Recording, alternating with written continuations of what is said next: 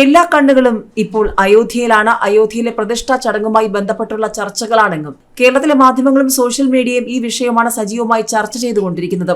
അയോധ്യ പ്രതിഷ്ഠയുമായി ബന്ധപ്പെട്ട് നിലപാട് പങ്കുവെക്കുന്നവർക്ക് നേരെ അതിരൂക്ഷമായ പ്രതികരണം കേരളത്തിൽ നടന്നുകൊണ്ടിരിക്കുന്ന സമയം കൂടിയാണ്. പ്രത്യേകിച്ചും കേസ് ചിത്രയുമായി ബന്ധപ്പെട്ട് ഇപ്പോൾ കേരളത്തിൽ നടന്നുകൊണ്ടിരിക്കുന്ന സോഷ്യൽ മീഡിയ യുദ്ധം മുറുകുകയാണ്.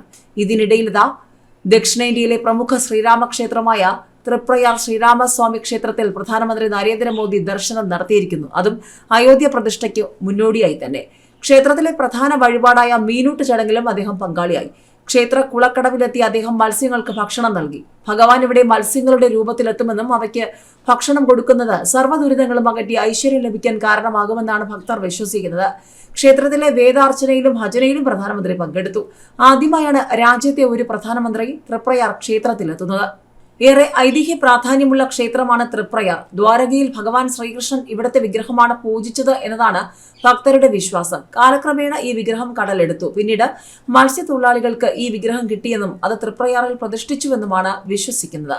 ഇതിനിടെ ചിത്രയ്ക്കെതിരെ നടക്കുന്നത് സൈബർ ആക്രമണമെന്നും വിളക്ക് കത്തിക്കുന്നത് കേരളത്തിൽ കുറ്റകരമാണോ എന്നും മുരളീധരൻ ചോദിച്ചു. രാമനാമം ജപിക്കണമെന്ന ഗായിക KS ചിത്രയുടെ വാക്കുകൾക്കെതിരെ സൈബർ ആക്രമണമാണ് നടക്കുന്നതെന്ന BJP നേതാവ് V മുരളീധരൻ. കേരളത്തിൽ വിളക്ക് കത്തിക്കുന്നത് കുറ്റകരമാണോ എന്നും മുരളീധരൻ ചോദിച്ചു. എന്തുകൊണ്ടാണ് കേരളത്തിലെ പോലീസ് ഇത്തരം അതിക്രമങ്ങളിൽ മൗനം പാലിക്കുന്നത്? ചിത്രയ്ക്കെതിരായ സൈബർ ആക്രമണങ്ങൾക്ക് പിന്നിൽ ശബരിമലയിലെ ആചാരങ്ങൾ തകർക്കാൻ ശ്രമിച്ച അതേ ആളുകളാണ്. സംസ്ഥാനത്തെ ഭരണപക്ഷവും പ്രതിപക്ഷവും ഇത്തരം പ്രവൃത്തികളെ പ്രോത്സാഹിപ്പിക്കുകയാണ്. കേരളത്തിൽ ക്രിസ്മസും റംസാനും ആഘോഷിക്കുന്നതിൽ തെറ്റില്ല. എന്തുകൊണ്ടാണ് രാമനാമം ജപിക്കുന്നത് കുറ്റകരമാകുന്നത്?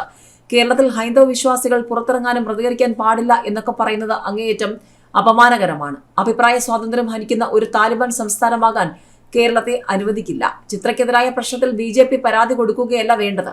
ഇത് കേരളത്തിലെ ഹിന്ദു വിശ്വാസികളുടെ പ്രശ്നമാണ്. കേരള പോലീസിന് പരാതി നൽകിയാലേ വിഷയം കണക്കിലെടുക്കുകയുള്ളൂ. എങ്കിൽ ഇത്രയും നാൾ എടുത്തിട്ടുള്ള കേസുകളൊക്കെ ആരുടെ പരാതിയുടെ അടിസ്ഥാനത്തിലാണെന്ന് പുറത്തുവരട്ടെയെന്നും V മുരളീധരൻ പറഞ്ഞു.